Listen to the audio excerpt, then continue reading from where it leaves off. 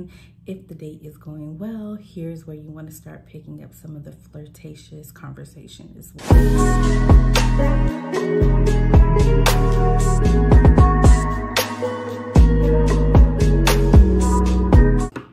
Hey guys, and welcome back to another video with Let's Wine About It, where we talk all things wine and all things that make you want to grab a glass of wine. One of the things that I love about wine is that although people may feel like it is very complex, and some parts of it can be, but really enjoying wine is really intuitive. Big bold wines go with big bold meals.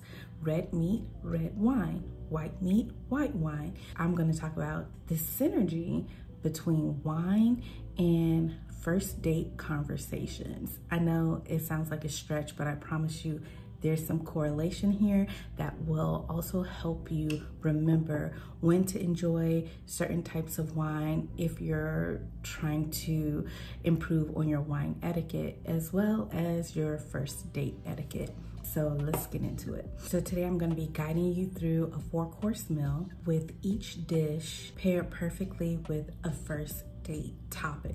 So for your appetizers or first course, it's usually something fun or rich. So think like oysters or mozzarella sticks or skewers, things like that.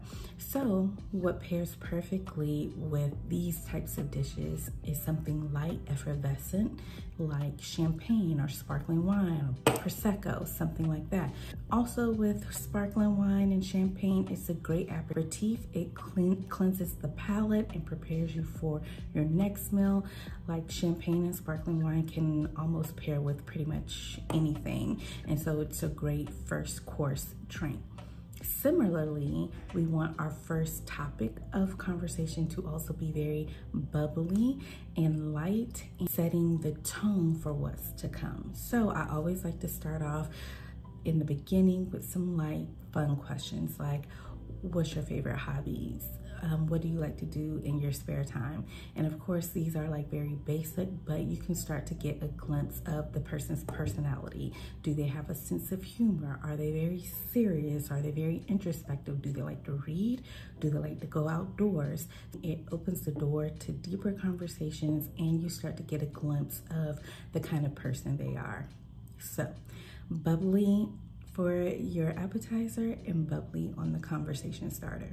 So now that we've broken the ice with some conversation starters, let's move into our second course. So this is our salad course. So we still want to keep it fairly light on both topic and wine. So with the salad, we usually want to pair a bright, zippy white wine, something like maybe a Pinot Grigio or a Riesling. And just like the wine complements the salad without overpowering it, our second topic should again ease slightly more into deeper conversations. So you might ask questions that are still surface level, but dig a little deeper into who the person is. So asking about something that has left a lasting impression on someone, or a bucket list item, or something about their childhood that brings fond memories. What did they do during COVID? How did they feel during COVID? Like all these things can gradually get you into deeper conversations. So for our main course, you usually are pairing a more robust wine to help carry the meal. So let's say steak and potatoes with a Cabernet Sauvignon. So basically, as the conversation deepens, so does the wine. This is the perfect time to discuss more substantial conversations. Do you feel fulfilled in your career? I always say tread lightly around asking about specifics around previous relationships, but you can definitely kind of start asking about how their general feeling about long-term relationships or marriage, or what examples of marriage and partnership do you have in your life? And then also when having these conversations, I always like to start off with speaking about it from my perspective to allow them to feel comfortable.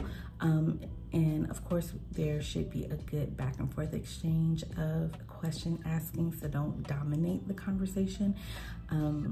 But we want to make sure that, you know, just as the courses get heavier and the wines get bolder, the conversation and the connection should be building in that same way. And if it's not, maybe the pairing isn't right.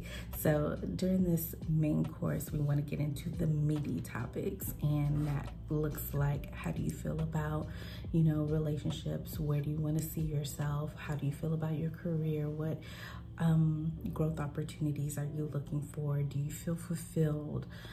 Again, all these kind of questions and topics allow them to get as deep or not as deep as they want, and you can, you know, navigate from there. But those are definitely topics that I would start touching on during the main course of the conversation. Now we are at our final course, our dessert course. So we want to ensure that our conversation is as sweet as the dessert we're about to enjoy. Dessert calls for a sweet wine or port. The way that I always like to think about it is the intensity of the wine and the food cancel out each other. So think about when you go to a movie theater. When there are lights on and you're looking at the screen, which is also lit up, it's hard to see, right? But when the lights go off, the screen becomes crystal clear. It's because the light from the room and the light from the screen cancel each other out and make it less jarring or less apparent.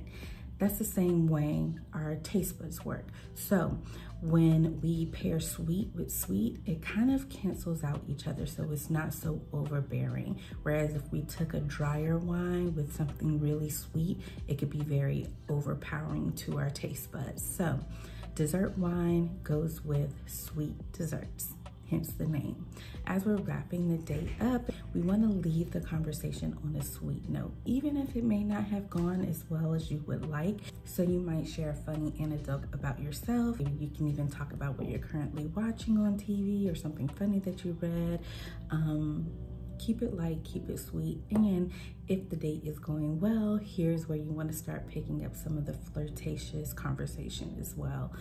Compliment them on their outfit or the date. If they took you out on a date, compliment them on their choice.